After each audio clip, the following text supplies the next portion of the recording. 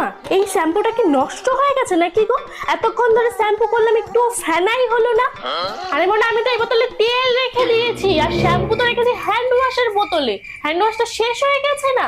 ও, তার মানে এতক্ষণ ধরে শ্যাম্পু করার বোতলে আমি মাথা ভর্তি করে তেল দিলাম, তাই তো?